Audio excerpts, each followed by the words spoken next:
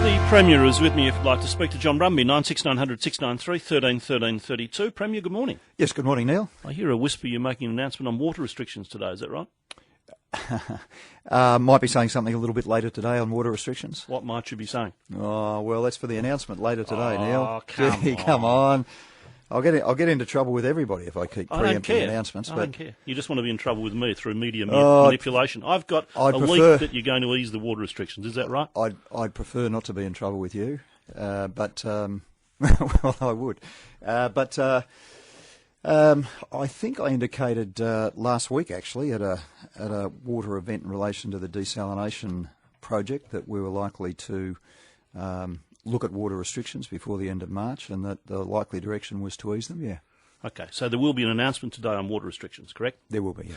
And given what you said last week, it is likely that the announcement will be water restrictions are eased. What we want to do, Neil, is set in place an arrangement in the future where, with the benefit of the water-saving programs we've got in place, the Target 155, plus, of course, the new supply coming online, so the Sugarloaf Pipeline, Tarago, and the desal, plus, of course, the benefits of some recent rainfall, all of those things, can we move to a lower level of restrictions that would be sustainable in all given circumstances into the future. And I guess the trick with this is it's very tempting to overcommit and to overpromise because we're in a relatively good position at the moment. But what we've tried to do is to work out a very gradual easing, which, irrespective of any climatic circumstances in the future, you know, even if we got another 10-year drought, as we've gone through, would mean that we never need to move beyond those restrictions. So you'll see some modest easing, but it will only be a modest easing, but I think it will be welcomed, and I think it'll be particularly welcomed for councils and sporting clubs where we've got, I guess, one concern in relation to people's own gardens, but secondly, we've got so many sporting grounds, parks and gardens that have done it pretty tough over the last few years, and a top priority of these changes will be to return water to basically get us back to a, you know, if you like, the garden state again.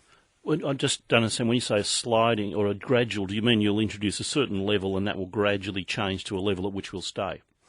To be fair to everyone, I can't go into all the details, Neil, but what I can say is that the announcement we're making will be a gradual easing and it's sustainable.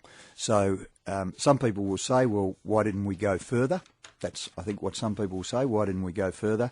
We're doing this step by step so that if we get a good winter or a good spring coming up through this year, hopefully in the future we might be able to go further. But we're doing it step by step to be cautious and on the basis of advice from Melbourne Water to ensure that any decision we make to reduce water restrictions is sustainable in 100% of all foreseeable circumstances in the future. And what time is that announcement? I'm not sure, to be honest. I've got a couple of functions this morning. I think it's around 11 or 12 o'clock, but I'm not sure, to be honest. But we really heard it here first, didn't we? You've got a fair bit out of me, yep. Only a fair bit. There's more. Do you want me to keep digging? I think you got a fair bit out of me. 96900 693 13 13 32 if you want to speak. So we can probably finish it there this morning, can we? Oh, no, I haven't finished. No, right.